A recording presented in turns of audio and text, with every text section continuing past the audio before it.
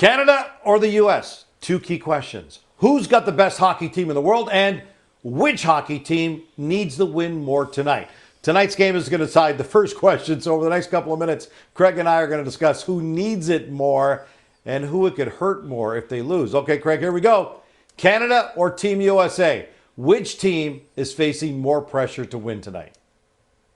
I think it's all about the USA. The USA feels that, in their words, this is our time. Okay, well, if it's your time, you got a night. You got a game that you can prove that it's your time. Because when you say it's your time, nothing short of winning matters. It's not about coming close. It's not about, what you did in a preliminary game. It's about delivering the goods when it matters the most. And for the USA, if it's your time, this is your opportunity. Show everybody. I want to hear about it. I want to hear the talk. Walk the walk. All right, though, but if the Americans lose, they're not going to have to face the music like the Canadian players are. They just get to go back to their lives. If the Canadians lose, though, they're going to get pummeled by questions.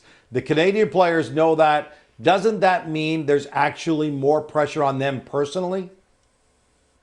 I'm going to quote Billie Jean King.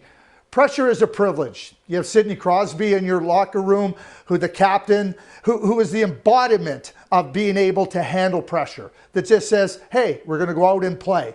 And the bottom line for me is Canada has been there, done that, won that. The USA hasn't. And this game is being played in Boston. So again, there's always going to be questions when Canada doesn't win. It doesn't matter whether it's the women's Olympic team, whether it's the junior team, or whether it's this iteration of Team Canada. That just goes with the territory. The players know it. They understand that before they're even selected to the team. And once they get into that environment, having people that have been there, done that, won that, helps them.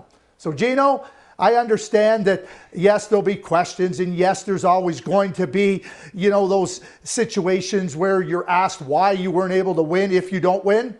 But the U.S. has been talking a talk, and they need to walk the walk for anything else to matter. All right, speaking of individuals facing pressure, when the tournament began, Marner was on the top line with Connor McDavid. Now he's been bumped to the third line. Braden Point's going to start with McDavid and Stone on the top line. What else can Jon Cooper do to try to beat Team USA? Yeah, before I get to Jon Cooper, one of the things that we've seen continuously when we see Canada at a best-on-best tournament is that rarely does the forward lines finish the way they started. That happens because of different reasons. It might be because of a loss. It might be because you're not seeing what you'd like to see. And I think after the loss to the USA on Saturday, that afforded the opportunity for Jon Cooper to mix things up. Obviously, Braden Point moving up with Connor McDavid, that's a really good, strong fit.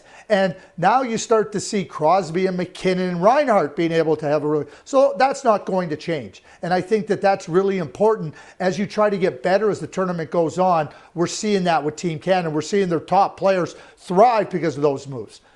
Against the USA on Saturday, Jon Cooper put the Tampa Bay line together, Cirelli, Hagel, and Point. Obviously, Point's going to be playing up with McDavid. But that line really played well against Team USA. And for me, you're looking at this game and you're looking at understanding who are my best 9 forwards and who are my best 4 or 5 defensemen. Because there's going to come a point in time where you're going to have to shorten your bench, where you're going to have to say, hey, listen, we have to load up. It's not a 7-game series. It's 1 game for all the marbles. So I like the Cirelli-Hagel duo. I would put Bennett up there. I would use Marner more in a specialty role, kill penalties, be on the power play, try to put him into different offensive situations. But I like the line idea of Cirelli, Hagel, and Bennett to be hard, to be heavy, and to really put a lot of pressure on that U.S. defense and make sure that they cannot get moving forward where you're now defending. Big news for Canada going to the final. The Americans have certainly looked like the better team in the tournament so far, but Canada gets a boost tonight after sitting out sick. The best defenseman in the world, Cale Makar, is coming back tonight. How much of an impact can he have on tonight's final? Wow, I mean, the bottom line is Cale Makar playing in a game is always going to be impactful because that's the way he plays the game. And he plays the game in every single area at an elite high level. And certainly when you think about Cale's ability to play the big minutes, to drive play, to defend, and to do everything you want to do as a team to be able to put pressure on your opponent, That's how Cale Makar is wired. And he's going to need to be at that level. And there's no question in my mind that he will be at that level.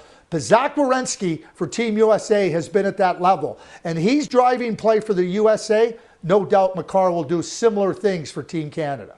All right, so you've heard from us. Craig feels the pressure is on Team USA more than it is on Team Canada. Craig says it's time for the Americans to walk the walk.